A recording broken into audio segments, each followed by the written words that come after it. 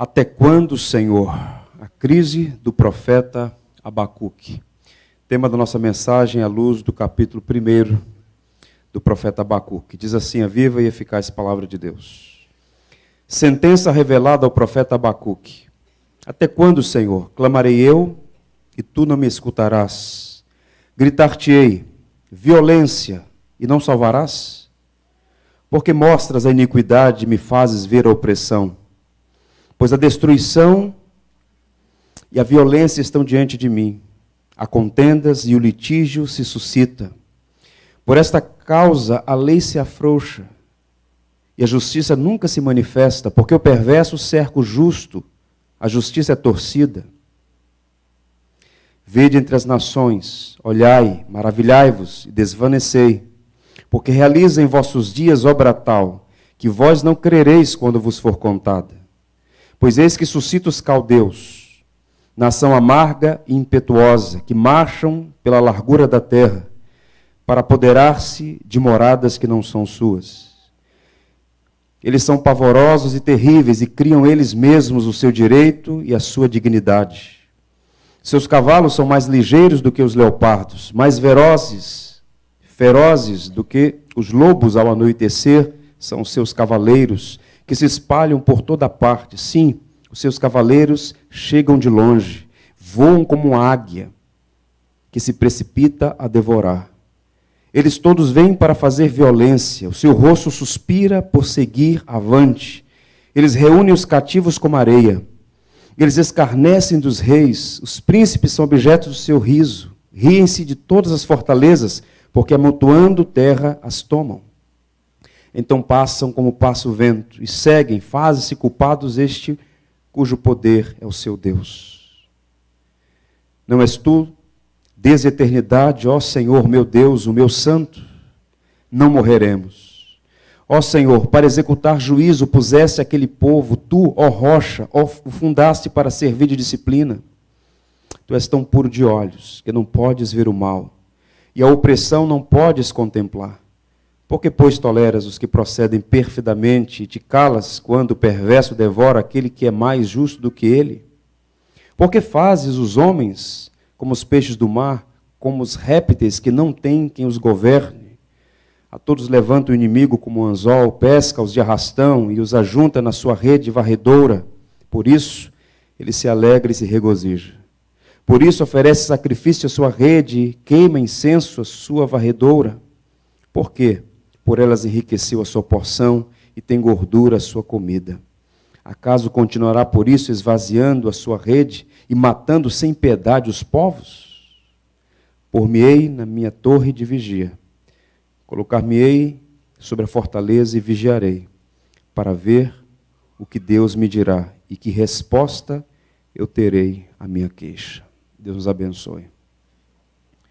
Abacuque é um dos livros mais fascinantes do Antigo Testamento e o seu conteúdo é, sem dúvida, um dos mais densos teologicamente. Os temas que são abordados aqui neste livro do Antigo Testamento. E nós precisamos, para entender esta preciosa obra, trazer à memória algumas coisas. Primeiro, quem é esta figura emblemática chamada Abacuque?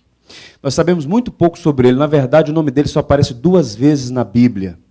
As 2 neste livro que recebe o nome dele. No 1º capítulo e no capítulo 3. Alguns biblicistas antigos e recentes sugerem que o nome Abacuque significa abraço. Essa era a posição de Jerônimo, o tradutor da Bíblia Vulgata Latina. Lutero chegou a dizer que significava abraçador, no sentido de lutador, aquele que luta ou que lutou com Deus. Sabe-se pouco sobre a biografia, a pessoa de Abacuque. Mas certamente, no que diz respeito ao tempo em que ele exerceu seu ministério, ele foi contemporâneo de 2 outros profetas conhecidos nossos, Jeremias e Obadias, seus contemporâneos. E é interessante notar que, no momento em que Abacuque está profetizando, nós temos um cenário geopolítico no Antigo Testamento, no mundo antigo, muito singular. 3 grandes potências estavam em jogo naquele momento da história. Aqui, quando ele começa a profetizar, o grande império da Síria, que havia varrido as 10 tribos do norte, riscado do mapa as 10 tribos de Israel, agora entrou em declínio. No ano 612, Nínive foi completamente destruída pela Babilônia. O Egito era a única potência resistente, mas também já estava enfraquecida. E agora a Babilônia é a potência que está crescendo e iria se tornar hegemônica, senhora do mundo antigo, como disse um escritor. E no meio desse conflito de nações grandes, a Síria, Egito e Babilônia, está um diminuto reino chamado Judá. E uma capital histórica chamada Cidade de Davi, Jerusalém. E esse homem chamado Abacuque, ele foi testemunha ocular, ele testemunhou os dias gloriosos de um notável rei do Antigo Testamento chamado Josias, o menino rei, que começou a governar ainda muito cedo, segundo a descendência de Davi, foi leal, foi honesto, piedoso, temente a Deus, redescobriu a lei do Senhor perdida no templo, fez reformas substanciais, promoveu pela graça de Deus dias maravilhosos para a nação. Mas os dias de Josias se passaram. Assumiu o trono um dos seus filhos, ímpio, impiedoso, perverso, chamado Jeoaquim. Fez alianças com o Egito, restaurou a idolatria, e agora a nação estava indo de mal a pior. E quando Abacuque começa a profetizar, Judá está com seus dias contados. Jerusalém seria invadida, os muros derrubados, o templo seria consumido pelas chamas, muita gente iria morrer, e a nobreza levada para a Babilônia, a quase 2.000 quilômetros dali. Esse era o cenário que ele está observando, tal como o profeta Jeremias. Mas observe, o profeta Jeremias, que é contemporâneo de Abacuque, fez uma leitura muito similar que Abacuque vai fazer aqui depois da resposta divina. Ele diz o seguinte sobre aquela gloriosa cidade de Davi. Capítulo 22 do livro do profeta Jeremias. Muitas nações passarão por esta cidade, e dirá cada um ao seu companheiro: por que procedeu o Senhor assim com esta grande cidade?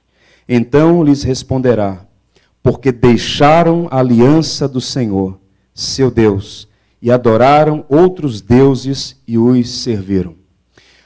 Os profetas levantados por Deus profetizaram dizendo o que nós já sabemos, mas que precisamos trazer à memória: todo pecado tem consequência danosa. E o povo de Judá tapou os ouvidos para a lei do Senhor, tapou os ouvidos para os profetas do Senhor, matou muitos dos profetas enviados por Deus, e agora o juízo seria inevitável. Jeremias disse que as pessoas passariam e diriam: por que procedeu assim o Senhor com a sua grande cidade, a grande cidade de Jerusalém? E a resposta é: porque deixaram o Senhor para servir ídolos forjados pela sua própria mente corrompida. A crise de Abacuque é com Deus e não necessariamente com a Babilônia. Ele está em crise porque, na perspectiva de Abacuque, o que havia no seu coração é: o povo está em pecado, mas Deus, na sua misericórdia, vai promover um grande avivamento, tal como nos dias de Josias, e o Senhor vai sustar o juízo. Mas não foi o que aconteceu. Observe o que diz Gerard van Groningen, um teólogo australiano. Abacuque é chamado profeta filósofo, porque sua profecia expressa a preocupação a respeito do problema da maldade amplamente espalhada em Jerusalém e Judá, bem como a aparente falta de preocupação de Yahvé, de Deus.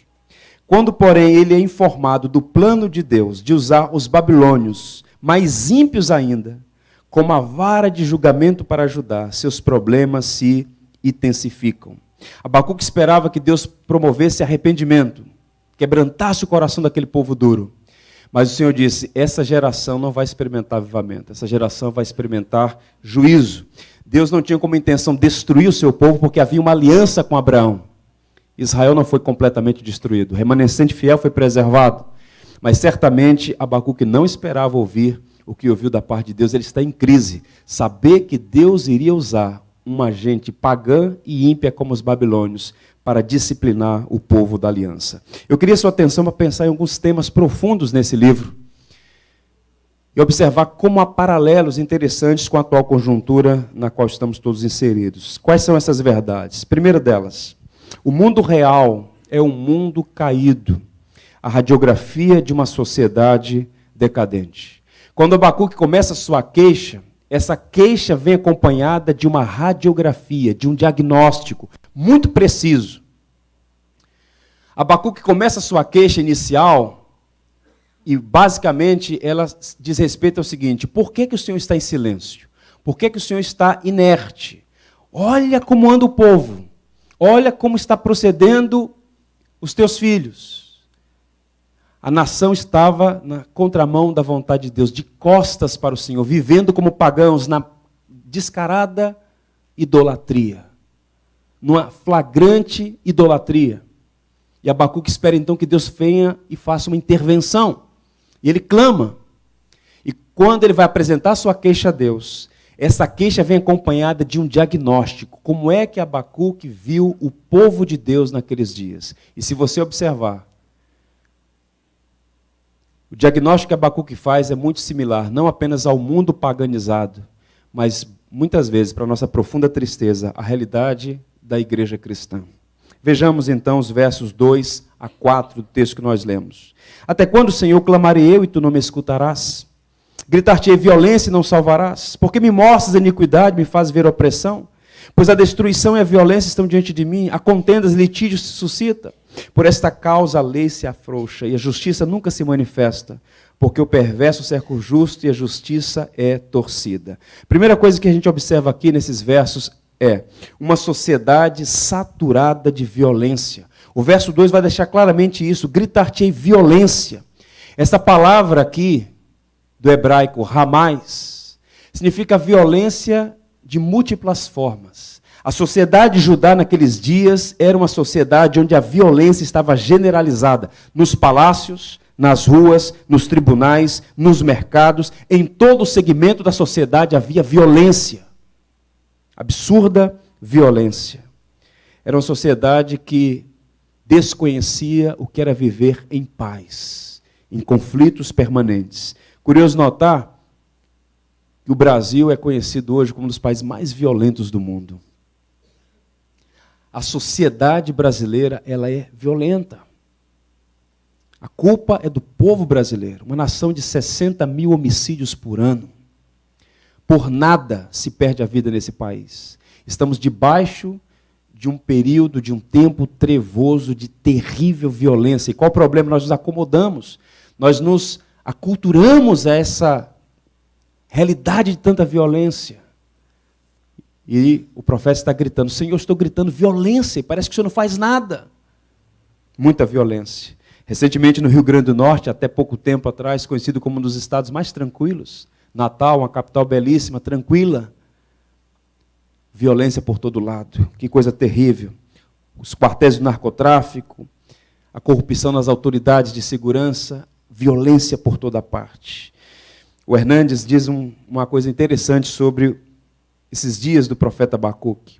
O profeta Abacuque parece o principal articulista das páginas policiais dos maiores jornais. Abacuque está vivo e sua voz ainda ecoa.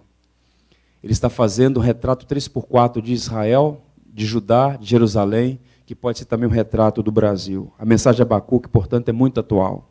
Um outro elemento desse diagnóstico: uma sociedade dominada pela iniquidade. O verso 3 ele diz: por que me mostras a iniquidade e me fazes ver a opressão? Ele está perplexo com a presença do mal na sociedade. Essa é a ideia de iniquidade aqui. É iniquidade praticada, observem, pelo próprio povo de Deus. E qual é o conceito de iniquidade aqui?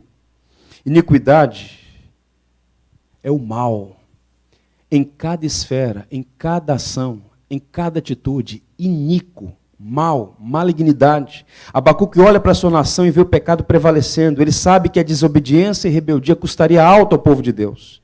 Uma nação não pode desprezar a Deus e ficar impune. A história está aí para testemunhar para quem quiser tomar conhecimento. Abacuque, portanto, suplica que Deus tenha misericórdia. Ele está esperando um avivamento, porque ele sabe que aquela nação está em completa iniquidade. Exaltino Gomes, o saudoso pastor batista, disse assim: um povo rendido ao pecado nunca é realmente forte. O pecado traz consigo o quê? O DNA da morte. Uma nação que se corrompe internamente torna-se fraca externamente. Uma nação, antes de cair diante dos inimigos, cai primeiro diante de si mesmo, pela degradação moral e espiritual e corrupção de seus valores. Então, nossos problemas não são externos, nossos problemas são internos. O país mergulhado na iniquidade. Essa iniquidade, repito, é uma palavra ampla para mostrar a pecaminosidade de um povo. E, por vezes, lamentavelmente, isso se reflete na própria realidade da igreja cristã, que deveria ser luz e sal da terra. Outro elemento, uma sociedade de relacionamentos quebrados. Ele fala que esse distanciamento de Deus, esse rompimento da relação com Deus, imediatamente também gerou conflitos interpessoais, de modo que ele vai usar duas palavras fortes aqui. Há contendas, existe contendas, e o litígio se levanta, suscita. Abacuque identifica, portanto, dois problemas aqui. A sociedade estava em pé de guerra, um processando o outro, um brigando com o outro. Conflito entre pais e filhos, entre maridos e mulheres, entre jovens e anciãos. Havia relacionamentos partidos, quebrados, havia guerra nas relações humanas. E essa é uma realidade muito forte nos bairros, nos trabalhos, nas igrejas, em todo lugar, há litígio, há contenda, há guerra por todo lado. Paulo, escrevendo aos Gálatas, disse uma coisa muito interessante no capítulo 5, sobre essas relações humanas partidas. Porque toda a lei se cumpre em um só preceito, a saber, amarás o teu próximo como a ti mesmo. Esse é o preceito da lei. E Paulo então faz o contraste. Se vós, porém, vos mordeis e vos devorais uns aos outros, vede, cuidado, que não sejais mutuamente destruídos. Há conflitos relacionais em nosso meio, na sociedade na qual estamos inseridos. Veja o que acontece no trânsito todo dia. Gente em guerra em todo lugar. Uma sociedade de flagrante impunidade é o último elemento desse diagnóstico. Por esta causa, a lei se afrouxa. A justiça nunca se manifesta, porque o perverso cerca o justo. A justiça é torcida. A lei deveria ser o quê? Um alicerce da ordem, da moral. Punir o homem mau e proteger o homem bem. Mas ele observa, Abacuque, que a sociedade estava em flagrante impunidade. Aqueles que deveriam exercer a lei, cumprir a lei, fazer cumprir a lei, também estavam corrompidos, de modo que por todo lado há impunidade. O indivíduo tira a vida do outro, dias depois já está nas ruas. O indivíduo frauda o outro, rouba o outro e não acontece nada. Há impunidade, a flagrante impunidade, o descaso com a lei. Observe que o poder judiciário estava completamente corrompido naqueles dias, razão pela qual Amós diz assim, porque os juízes vendem um justo por dinheiro e condenam o necessitado por causa de um par de sandálias. Ou seja, o poder que deveria proteger o justo, o poder judiciário, estava tão corrompido que aliviava para o perverso em prejuízo para a vítima, para o sofredor, por um par de sandálias. Que coisa terrível. Razão pela qual o profeta está em crise e diz, até quando, Senhor? Até quando você vai permitir isso? Um país desgovernado, injusto, ímpio, iníquo, que torce a justiça para favorecer o grande. Ele está fazendo duas queixas aqui. Uma suposta inação de Deus, um Deus inativo, inerte. O Senhor faz alguma coisa, é a queixa do profeta. Ele está queixando que Deus também está em silêncio.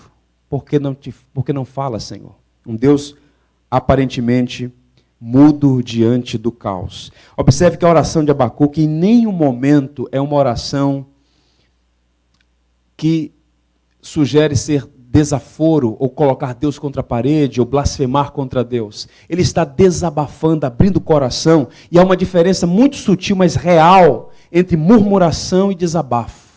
A murmuração sempre é pecaminosa porque afronta a soberania de Deus. E Abacuque não está afrontando a soberania de Deus. Ele está simplesmente abrindo o coração e dizendo, Senhor, não entendo. Como é que o Senhor, sendo todo-poderoso e santo, justo, amável, gracioso, permite o triunfo do mal? Como é que pode o Senhor tolerar tanta morte, tanta violência, tanta miséria? Ele está levantando aqui um tema filosófico dos mais agudos, dos mais densos, a teodiceia, o problema do mal. Se Deus está no governo de todas as coisas, por que Ele permite o mal? Pois bem, Deus quebra o silêncio e dá a resposta para Abacuque, embora não tenha sido o que ele esperava ouvir. A partir do verso 5, nós vamos encontrar a resposta. A resposta eu vou chamar de a merecida disciplina, o remédio amargo do Deus de amor. Deus quebra o silêncio e dá uma resposta ao profeta. Eu não estou inerte, nem em silêncio. Eu estou trabalhando. E você vai ver o que vai acontecer. A resposta que Deus dá a Abacuque vai deixá-lo tão perplexo quanto o silêncio de Deus. E os versos 5 e 6 dizem assim: Vede entre as nações, olhai, maravilhai-vos e desvanecei, porque realiza em vossos dias obra tal que vós não crereis quando vos for contada. Pois eis que suscita os caldeus. Quem são? Nação amarga e impetuosa, que marcham pela largura da terra para apoderar-se de moradas que não são suas. Abacuque ficou perplexo, ele não esperava uma resposta dessa. Ele está em crise pelo silêncio, agora está em crise pela fala de Deus. Sim, nós merecemos disciplina. Sim, nós merecemos ser corrigidos, é por isso que eu estou clamando, corrige-nos, Senhor. Mas espera aí. Usar a Babilônia, usar os caldeus, essa nação perversa, maligna, pagã, ímpia, gente que é pior do que nós. Ele está em crise. Como pode um Deus justo usar pagãos para corrigir o povo da aliança? Esse é um tema interessante porque na história da igreja cristã, por vezes, Deus usou pagãos para corrigir a igreja.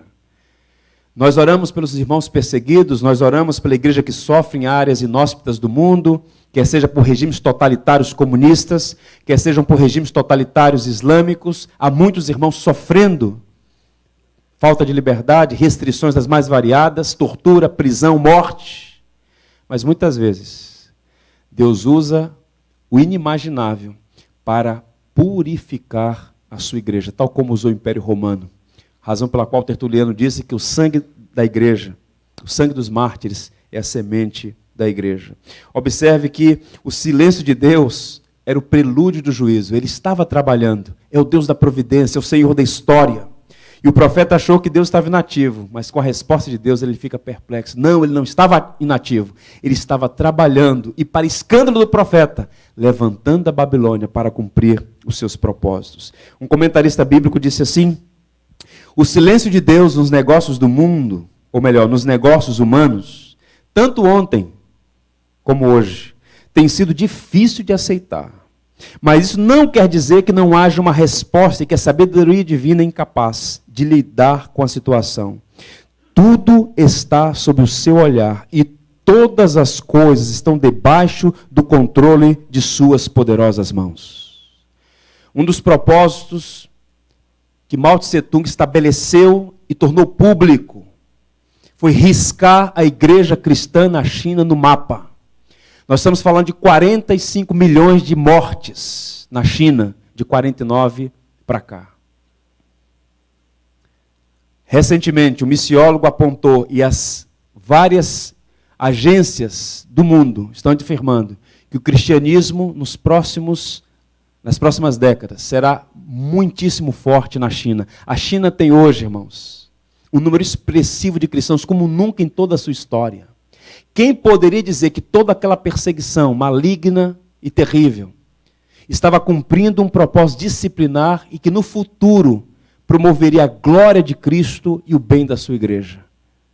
Milhões e milhões de chineses estão professando a sua fé em Jesus Cristo. Deus é soberano sobre todas as coisas. Historicamente, por vezes, o silêncio de Deus, ou até mesmo a sua aparente, eu digo isso com muita reverência, a aparente ideia de que Deus está nos bastidores assistindo o sofrimento do seu povo com sarcasmo, uma ideia ímpia por si só. Não. A nossa mente é limitada para entender os desígnios de Deus. A Babilônia ímpia iria disciplinar Judá, mas esse povo não seria exterminado. É desse povo que seria disciplinado, que descende o Cristo, que é o nosso Senhor e Salvador. O remanescente fiel seria preservado. Agora observe que o juízo de Deus seria espantoso e incrível. Se alguém ouvisse falar que a Babilônia seria instrumento do juízo de Deus, não creria. É o que o Senhor está dizendo. Vede que eu realizo, sou eu que realizo. Uma obra tal que contada ninguém vai crer, mas podem crer. Sou eu que estou fazendo. Vede entre as nações, olhai, maravilhai-vos e desvanecei, porque realizo em vossos dias obra tal que vós não crereis quando vos for contada. Abacuque está olhando para Judá e o Senhor diz: olhai para as nações, tira os teus olhos dessa terra diminuta. Eu não sou o Senhor de Judá, eu sou o Senhor das nações. Há um mosaico que a providência está pintando com cores luminosas e por vezes escuras, mas que nada, absolutamente nada, foge à soberania divina. Nós podemos perder o controle daquilo que aparentemente está em nossas mãos. Nós podemos ficar perplexos diante do enigmático, diante do misterioso, mas nada foge à soberania do Todo-Poderoso. Os judeus não acreditariam nisso. Eles achariam incrível, espantoso. Os judeus tinham uma perspectiva completamente estranha em relação aos gentios. Gentios são aqueles que não são judeus étnicos. Todas as demais nações da terra eram consideradas gentílicas. Na mentalidade deles, Deus no futuro iria punir os gentios e apenas salvar Israel. Eles distorceram o conceito de eleição.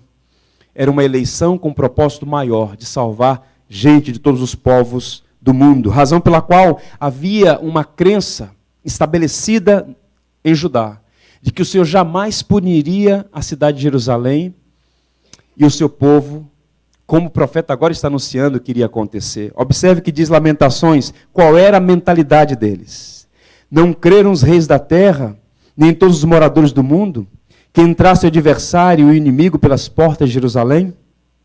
Foi por causa dos pecados dos seus profetas, das maldades dos seus sacerdotes, que se derramou no meio dela o sangue dos justos. Eles não creram, eles não podiam imaginar, eles não poderiam acreditar que Deus faria juízo dessa forma, mas o Senhor assim o fez, porque Ele é soberano. No verso 6, observe a linguagem que é usada.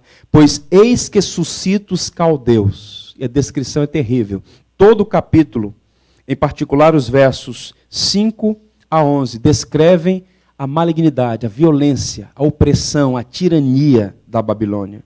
Nação amarga e impetuosa. E quem eram os babilônios, ou os caldeus? Essa expressão parece como sinônima no Antigo Testamento. Caldeus, babilônios. Na Bíblia Vozes, há uma nota de rodapé que eu achei bem interessante. Observe o que está escrito.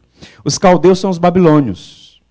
É uma população de origem arameia, por muito tempo nômade, e que aos poucos se fixou no sul da Mesopotâmia, sob Nabopolassar, após destruir Nínive com o apoio dos medos e derrotar os egípcios em Carquemes, passou a dominar todo o Médio Oriente.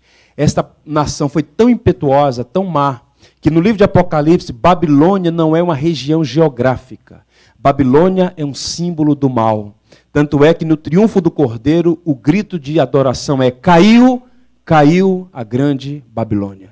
E esta nação pagã, ímpia, está sendo levantada de modo inexplicável para os judeus, de modo incrível, pela mão do Senhor para corrigir o seu povo. Esta é a razão principal pela qual temos aqui um profeta em crise. Quantas coisas acontecem no mundo e a igreja não consegue entender. Quantas coisas acontecem e nós não conseguimos pensar adequadamente porque o Senhor permite ou porque o Senhor de fato age intencionalmente. Mas todas as coisas, repito, como nós veremos nessa passagem, coopera, contribui para a execução do projeto supremo e amplo de Deus. Martin Lloyd Jones, comentando essa atitude ou essa situação, diz assim: Abacuque, já perplexo ante o fato de Deus haver permitido a iniquidade em sua própria nação, agora é informado que Deus pretende levantar um povo completamente pagão e ímpio para conquistar a terra e punir o seu povo. E aqui nós entramos numa terceira estrada, num terceiro momento desta realidade do capítulo 1. Perplexo, mas não desesperado. A atitude do profeta diante da resposta de Deus. E essa perplexidade de Abacuque, observe, não está distante. Não está distante. Porque muitas vezes a igreja ela é encontrada numa situação muito similar do profeta Abacuque. Pecamos, sabemos que o pecado é danoso, que o pecado nos afasta da fonte de toda a vida, que é o próprio Deus. Muitas vezes nos sentimos pressionados pelas circunstâncias adversas que vêm como consequências das nossas escolhas erradas. Oramos, clamamos, parece que tudo está nebuloso, Parece que nós clamamos e Deus não ouve, parece que Deus está contra nós, parece que tudo é desfavorável, as circunstâncias estão todas na contramão daquilo que nós desejávamos, e quando Deus vem, responde: não, eu não te desamparei, eu não te abandonei, eu estou apenas cumprindo os meus propósitos na sua vida. Um Deus amoroso que disciplina aqueles a quem Ele ama. E muitas vezes ficamos como Abacuque, perplexos, mas essa perplexidade não deve seguir para o desespero. E o que é que levou Abacuque a não entrar em desespero? Porque se nós fôssemos judeus naqueles dias e fôssemos informados que o templo, que era considerado o Anaximande, o centro do universo, para o judeu, tanto é que se diz, vamos subir a Jerusalém. Não apenas porque ficava no platô, no Monte Sião, na região do Moriá, mas porque Jerusalém é considerada a cidade santa, a cidade de Deus. E agora ouvir que Deus vai vir por meio de uma nação ímpia e pagã e destruir tudo, perplexidade. Mas ele não ficou desesperado, porque ele conhecia Deus. Quando nós passamos pelos vales sombrios, quando Deus nos corrige como um pai amoroso, que disciplina, o que vai salvaguardar o nosso coração do desespero, dos rancores, das mágoas contra a soberania divina, é saber que tudo que Ele faz visando um fim proveitoso. Ele não é um Deus cruel. Ele é um Deus que usa de muitos meios, até de meios que nós não imaginamos, para promover um fim proveitoso em nossa vida. Observe a linguagem que o profeta vai dizer. A linguagem vai se dirigir a atributos da divindade. Não és tu desde a eternidade, ó Senhor, meu Deus, ó meu santo. Não morreremos. Ó Senhor, para executar juízo puseste aquele povo. Tu, ó rocha, o fundaste para servir de disciplina. Abacuque, nessa oração de resposta, ainda que perplexo, mas não desesperado, ele vai fazer alusão a 3 atributos de Deus, que nós precisamos trazer à memória nos dias trevosos, nos dias difíceis, nos dias em que nós teremos mais perguntas do que respostas, e quando as respostas vierem, porventura não sejam aquelas que nós aguardávamos. Ele fala de eternidade, de santidade, deste Deus que é rocha. Por que ele fala, não és tu desde a eternidade? Abacuque está dizendo que Deus não é um Deus forjado na bigorna da temporalidade, da nossa mente. Ele é o eterno, Ele não precisa dos nossos conselhos. Ele conhece todas as coisas. Ele conhece o ontem, o hoje e o amanhã, e essa não é linguagem frívola, solta, no ar. Ele de fato conhece, porque Ele criou o tempo.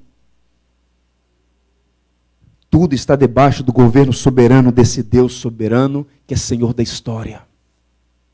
E quando nós passamos pelos vales, quando as tragédias chegam, quando diagnósticos sombrios nos são apresentados, quando notícias ruins chegam e não há respostas humanas que possam resolver, o que é que vai trazer segurança? Saber quem Ele é o eterno, o soberano, o todo-poderoso. E Ele fala também desse Deus que é santo. Ele chega a dizer, tu é tão puro de olhos que não podes contemplar o mal. Eu sei que o Senhor está observando. Eu sei que o Senhor não toma o culpado por inocente. Eu sei que a nação será, de fato, disciplinada. Eu sei que, inclusive, os disciplinadores que o Senhor usará também serão disciplinados no futuro, porque tu és o santo. Mas olha a linguagem que ele usa. Meu santo. Não é um Deus distante, é o Deus de relacionamento pessoal. Tanto é que ele chama Deus de rocha, uma figura de linguagem para mostrar que Deus é um ser confiável, um lugar de segurança para aquele que está batido pela força das circunstâncias. A palavra aqui, rocha, Senhor, é a ideia do Deus autoexistente, do eu sou, o Deus que se revelou a Moisés. Diga a eles que eu sou o que sou. Eu sou a rocha, eu sou o Senhor. Quando Saul, isso é muito interessante, se você fizer uma leitura de 1 Samuel, e Samuel foi um dos grandes juízes, um dos grandes profetas do Antigo Testamento, quando o rei Saul, extraviado da vontade de Deus, desobedece deliberadamente a ordem expressa do Senhor por meio de Samuel, Saul está desesperado, ele não conhece a Deus. E ele diz assim para o profeta Samuel, ora ao teu Deus, para que ele tenha misericórdia de mim. Saul pedindo a Samuel que ore ao seu Deus, não era Deus dele. Observe que quando Abacuque vai orar, ele não diz, tu és o Deus de Abraão, de Isaac e de Jacó. Ele diz, meu Deus, meu santo. Uma linguagem que mostra relacionamento. Ele é o Deus do pacto. Ele é o Deus da aliança. Ele é o nosso Deus. Você precisa conhecer mais o Senhor. Nós precisamos ter um relacionamento mais pessoal, mais íntimo com Deus. O que vai fazer diferença nos dias extremamente adversos, que porventura passemos, é o nosso conhecimento dele, saber que ele está sempre conosco, mesmo disciplinando. A disciplina dele é um ato do seu amor. Jeremias 30, verso 11 diz assim, porque eu sou contigo, diz o Senhor, para salvar-te. Por isso darei cabo de todas as nações entre as quais te espalhei. De ti, porém, não darei cabo, mas castigar-te-ei em justa medida. E de todo não te inocentarei. É um Deus que não precisa de conselho para fazer o que é certo. Ele sempre faz o que é certo. Quando uma autoridade comete um abuso, quer seja um pai, quer seja um professor, quer seja um policial, quer seja um magistrado, quando uma autoridade comete um abuso, ela pode cometer pelos mais nobres motivos. Ela pode exceder-se, ela pode falhar tanto para mais quanto para menos. Mas nós estamos falando de um Deus que governa tudo e faz justiça na medida certa. De modo que a disciplina não seria nem de mais, nem de menos. O povo não seria destruído. Porque o Senhor tinha uma aliança com aquele povo, eram os filhos de Abraão, de onde descende o Cristo, foram preservados, o remanescente fiel. O Senhor os levou para a Babilônia, como de Jeremias, ao cabo de 70 anos voltaria, seriam restaurados, recolocados naquela região, e lá estão até hoje, por um desígnio da divina providência. Quando nós estamos diante desta teodiceia, do problema do mal, como pode um Deus justo permitir tantas coisas ruins no mundo, nós podemos incorrer em dois erros, duas respostas erradas, tem sido muito comum. A primeira é atribuir a Deus injustiça. A ideia de que Deus é soberano, mas não é bom. Sim, pastor, Deus é soberano e tem todo o poder, mas se ele permite a guerra, por exemplo, o holocausto, que bondade é essa? Muitos naufragaram na fé diante dessa realidade. Um outro erro extremo é atribuir a Deus fraqueza, dizendo que Deus é bom, mas não é soberano.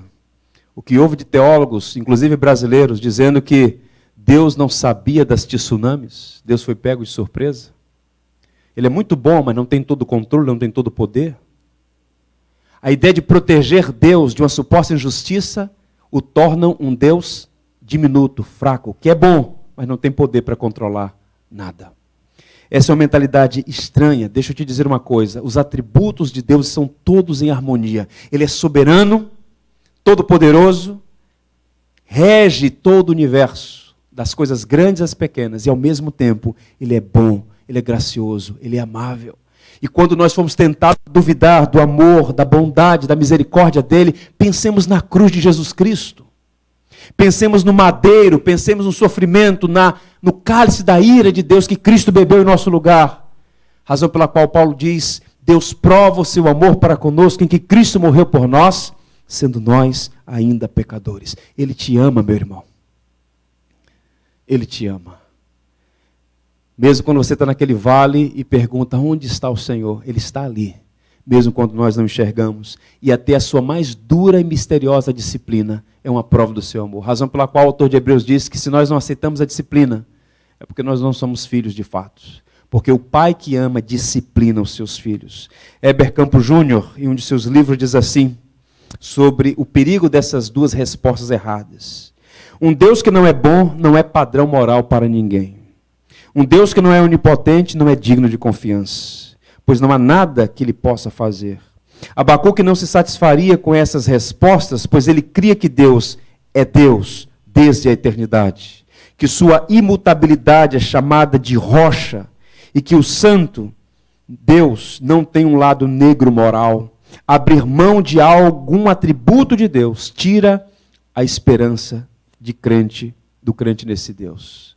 Ele é tanto soberano quanto amável. Ele é tanto todo-poderoso quanto também todo amoroso. O que acontece é que nós não conseguimos enxergar os misteriosos caminhos da providência. Há um ditado que diz que Deus escreve certos por linhas tortas. Será? Não sei.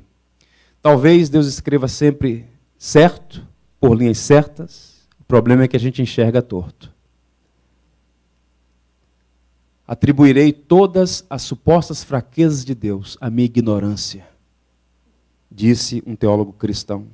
Isaías, nessa mesma direção, diz assim, eu quero que você leia comigo o profeta Isaías, o profeta do Evangelho no Antigo Testamento. Todos juntos. Porque os meus pensamentos não são os vossos pensamentos, nem os vossos caminhos os meus caminhos, diz o Senhor. Porque assim como os céus são mais altos do que a terra, assim os meus caminhos mais altos do que os vossos caminhos, e os meus pensamentos mais altos do que os vossos pensamentos. Louvado seja Deus. Que nenhum de nós seja encontrado dando conselhos ao soberano. Quando nós estivermos em dúvida, e o crente pode ter dúvida, ele só não pode ser incrédulo. Se é crente, não pode ser incrédulo, é uma contradição. Mas um crente pode ter dúvidas. E muitas vezes nós somos assaltados por muitas dúvidas.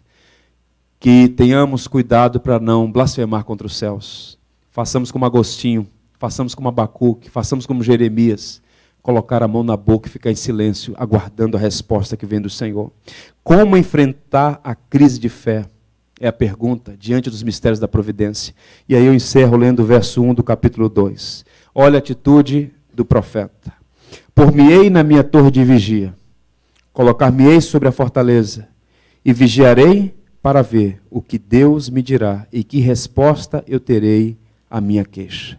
Essa metáfora é interessante porque é a metáfora do sentinela, do atalaia. Os muros de Jerusalém, a cidade era toda ela muralhada, com torres. A metáfora do vigia, do sentinela, do atalaia, era aquele que ficava olhando, observando para ver a aproximação do inimigo. E ali ele ficava observando, em silêncio, o que iria acontecer. Ele ficava ali meditando. Pois bem, Abacuque se compara a um vigia. E ele não está observando o inimigo se aproximar, ele quer observar o que Deus vai responder à sua queixa.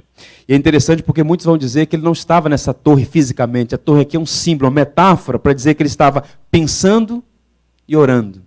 E essa deve ser a atitude do crente. Meditar na palavra e orar ao Senhor, aguardar. Nós não temos todas as respostas agora, mas no momento oportuno, de modo gradual, processual, é possível que Deus abra o nosso entendimento, nos dê compreensão sobre algumas coisas pelas quais nós estamos passando como indivíduos, como igreja, como nação, contexto do mundo como um todo. Nessa mesma passagem, ou melhor, nesse mesmo contexto de provação, de disciplina, de juízo, foi escrito o livro de Lamentações de Jeremias. Na ocasião, a cidade já tinha sido destruída. E tanto Jeremias quanto Abacuque, perplexos, mas não desesperados, fazem ou deliberam fazer o seguinte. Observe então o que diz o profeta. Quero trazer à memória o que me pode dar esperança. E o que pode dar esperança ao crente em crise? As misericórdias do Senhor são a causa de não sermos consumidos, porque as suas misericórdias não têm fim. Renovam-se a cada manhã. Grande é a tua fidelidade. Ele prossegue. A minha porção é o Senhor, diz a minha alma, portanto, esperarei nele. Bom é o Senhor para os que esperam por ele, para a alma que o busca. Bom é aguardar a salvação do Senhor, e isso em silêncio. Aquieta-te, minha alma. Ou como disse o Senhor no Salmo 46, aquietai-vos e sabei que eu sou Deus. Ser exaltado entre as nações, sou exaltado sobre a terra. Eu queria que você levasse para casa, guardasse no seu coração e na sua memória algumas verdades gloriosas deste capítulo inicial do livro de Abacuque, que estamos estudando aqui há algumas semanas, às quartas-feiras. A teologia do Abacuque, algumas lições desse profeta cansado, mas confiante em Deus. Eu só vou ler, e apenas ler, essas verdades. A primeira delas, a punição do pecado é inevitável. O maior engano do homem é pensar que o pecado compensa. Observe o que diz o pastor Isaltino nessa passagem. Apesar do seu descontente silêncio, Deus inverte a situação no momento apropriado e estabelece a sua vontade. Existe um ponto final para a maldade humana. Ou seja, Abacuque estava inquieto, em crise pelo silêncio de Deus, achando que o mal ia triunfar, que o povo continuaria no pecado. Mas observe, o juízo sempre vem no tempo de Deus. Ou como diz o livro de Números, saibam que o vosso pecado vos há de achar. Razão pela qual Spurgeon dizia que a única coisa que susta o juízo é o arrependimento. Que o pecado e a morte estão casados e apenas o arrependimento pode anunciar divórcio e separação. Razão pela qual nós devemos sempre tomar cuidado. O salário do pecado é morte. Aquela nação experimentou juízo por causa desta brincadeira com aquilo que é sério. A punição é inevitável, o juízo vem. Segundo, a providência divina é um grande mistério. Deus está além da nossa compreensão. Nós não sabemos todas as respostas. Para citar o Martin Lloyd Jones, ele vai dizer, estava aí um homem perturbado com os acontecimentos, ansioso por reconciliar o que se via com o que acreditava. Que mistério os caminhos de Deus. Como disse Isaías, os caminhos dele não são os nossos, os pensamentos dele não são os nossos, de modo que, por vezes, nós ficamos confusos com os misteriosos caminhos da providência. Quando José foi pego pelos seus irmãos, vendido como escravo, lançado no calabouço, saiu de lá, foi acusado de um crime que não cometeu e passou 13 anos numa prisão, ele estava confuso. Ele não podia entender, ele não podia enxergar a mão de Deus naquilo, é injusto, está errado. Mas enquanto ele estava na prisão, Deus estava levantando, construindo uma rampa. E ele percorreu essa rampa e chegou no governo do Egito e preservou toda a nação de Judá. Quando Deus te coloca no calabouço é porque Ele está preparando uma rampa, não para buscar e promover a nossa glória, mas para dizer que Ele é soberano e todos os meios, todos os caminhos, segundo a providência, na vida dos seus servos, buscam a nossa edificação e a glória de Deus. Caminhando, o sofrimento do justo é temporário, mas o castigo do ímpio é final. Nós passaremos certamente por dificuldades, mas o juízo do ímpio é definitivo. Eis o soberbo, ele vai dizer isso no capítulo 4, sua alma não é reta nele, mas o justo viverá pela sua fé. Uma das frases, uma das palavras mais profundas da Bíblia, que se repete 3 vezes em toda a Bíblia, o justo viverá pela fé. Esse foi o grande lema da reforma. O justo viverá pela fé. E viver pela fé é confiar que esse Deus eterno, santo e que é rocha eterna, Ele está governando todas as coisas. Aparentemente o ímpio triunfa, aparentemente o ímpio prospera, aparentemente o justo é abatido. Mas Deus disciplina os servos, a igreja, o povo da aliança, temporariamente. Mas o juízo que virá sobre o ímpio é, e de fato será, definitivo. É por isso que Zacarias diz, se você conhece a mensagem do profeta Zacarias, ele diz assim, que naquele grande dia nós veremos a diferença entre o que serve a Deus e o que não serve, entre o justo e o ímpio. Vale a pena esperar na divina providência. Deus sabe o que faz. Caminhando, no meio da crise, devemos clamar por avivamento. Observe no verso 2 do capítulo último, do capítulo 3, tenho ouvido, ó Senhor, as tuas declarações, e eu me sinto alarmado. E aí a súplica de Abacuque, aviva a tua obra, ó Senhor, no decorrer dos anos e no decurso dos anos, faze-a conhecida, na tua ira, lembra-te da misericórdia. Quando nós estivermos passando por aqueles momentos difíceis, na família, ou mesmo em particular, ou na igreja, por vezes a igreja entra em crise.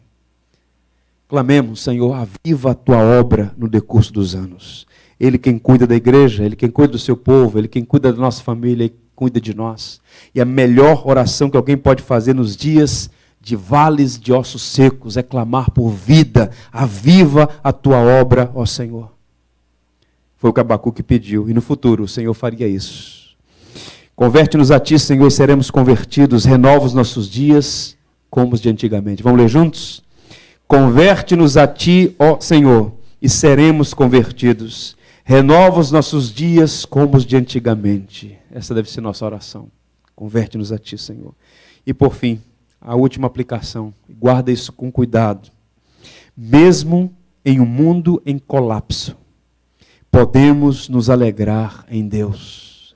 E o capítulo 3 é uma oração lindíssima, a oração do profeta. Ele vai terminar o livro com a palavra de louvor. E observem que curioso, ele começa com queixa e termina com louvor.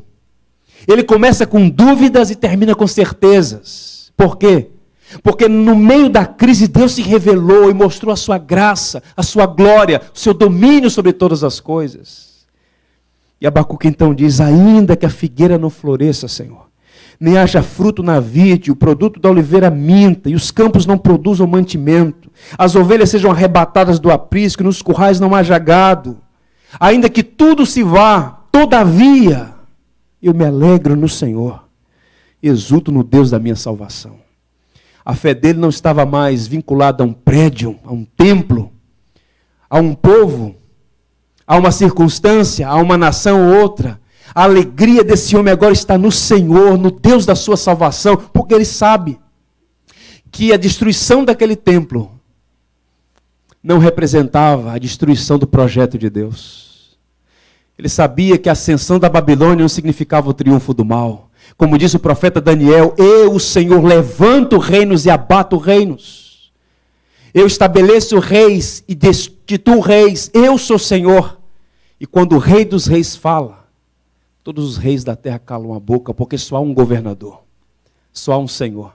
Os homens governam e dirigem por delegação, por autoridade delegada, porque só há um governante nesse universo, é aquele que criou.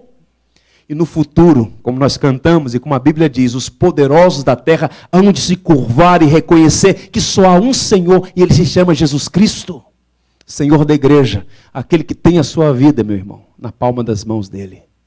Podemos ou não podemos confiar nele? Sim, nós podemos. Eu quero te encorajar.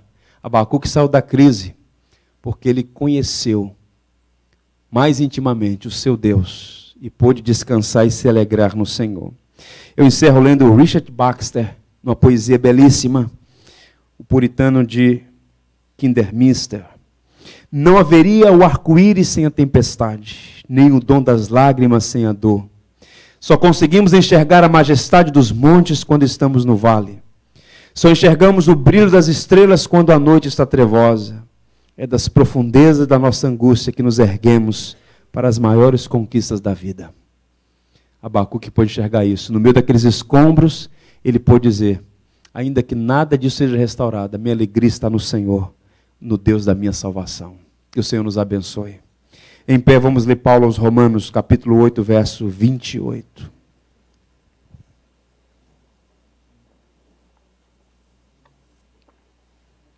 Todos juntos. Sabemos que todas as coisas cooperam para o bem daqueles que amam a Deus, daqueles que são chamados segundo o seu propósito. Louvado seja Deus. Vamos orar. Senhor, nós te louvamos pela certeza que temos em nosso coração. Confiados em tua palavra, nós cremos que tu és soberano sobre todas as coisas. Tu és o Deus de todas as nações, o soberano de toda a terra. As coisas podem e muitas vezes fogem ao nosso controle, mas jamais fugirá do teu soberano controle. Te bendizemos porque sabemos, Senhor Deus, que estamos em tuas mãos, que por vezes, de um modo misterioso, somos disciplinados pelo Senhor, para que sejamos, como disse o apóstolo Pedro, participantes da natureza divina, da santidade do Senhor. Obrigado porque o Senhor não permite que os seus filhos pequem com sucesso, mas vem ao nosso encontro e nos corrige, trazendo-nos para próximos do Senhor. Assim como Judá foi corrigido, Senhor, muitas vezes a igreja tem sido corrigida, e de modos muitas vezes duros aos nossos olhos. Mas quem somos nós para aconselhar o Altíssimo? Aquieta o nosso coração, Senhor, nos momentos de crise, de angústia, ao ver uma sociedade em colapso moral, ao ver tanta violência, perseguição, iniquidade, contendas, tanta confusão, vivemos num mundo perdido e caótico. Mas, ó Senhor, que nossos olhos possam ser colocados em Cristo e saber que Ele está governando todas as coisas, o seu reino há de se manifestar plenamente. Ó Deus amado, bendito seja o teu nome. Abençoa a tua igreja, Senhor. em particular aqueles que estão nos vales nesse momento, nas crises existenciais, confusos, perplexos, angustiados. Ó Senhor, que meditar em quem Tu és possa trazer conforto para o nosso coração. Tu és o eterno, o santo, o Deus amável, o Deus que nos amou tão intensamente que deu o Seu Filho em nosso lugar. Como diz o livro de Isaías, acaso pode uma mãe esquecer-se do seu filho que ainda amamenta? Mesmo que isso aconteça, eu jamais me esquecerei de Ti. Sobre a palma das minhas mãos gravei o Teu nome. Estamos todos em Tuas mãos, Senhor. E esta verdade é o que nos traz paz à alma, esta paz que excede todo entendimento. Razão pela qual nós queremos dizer como Abacuque, que teve a sua alma renovada, seu coração renovado. Ainda que tudo esteja extremamente difícil, todavia me alegrarei no Senhor e exultarei no Deus da minha salvação. Porque nós sabemos que todas e não apenas algumas coisas, todas as coisas, Senhor, concorrem para o bem daqueles que Te amam, para aqueles que foram chamados segundo o Teu decreto. Por isso, Senhor Deus, ajuda-nos a colocar os nossos olhos em Ti, a permanecer na torre de vigia, aguardando a resposta que vem do Senhor. Vale a pena esperar no Deus da nossa provisão. Bendito seja o Teu nome. Oramos em nome de Cristo, que prometeu estar sempre conosco todos os dias da nossa jornada. Hoje e sempre. Amém.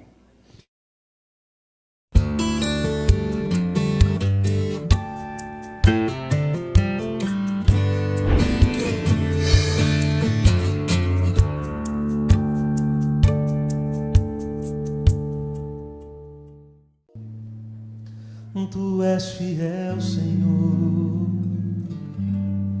meu Pai celeste,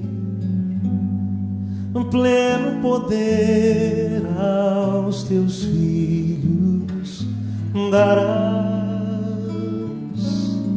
Nunca mudaste, Tu nunca faltaste, tal como eras, Tu sempre serás. Vamos juntos? Tu és fiel, Senhor, Tu és fiel, Senhor, dia após dia, com bênção sem fim. Tua mercê me sustenta e me guarda. Tu és fiel, Senhor, fiel a mim.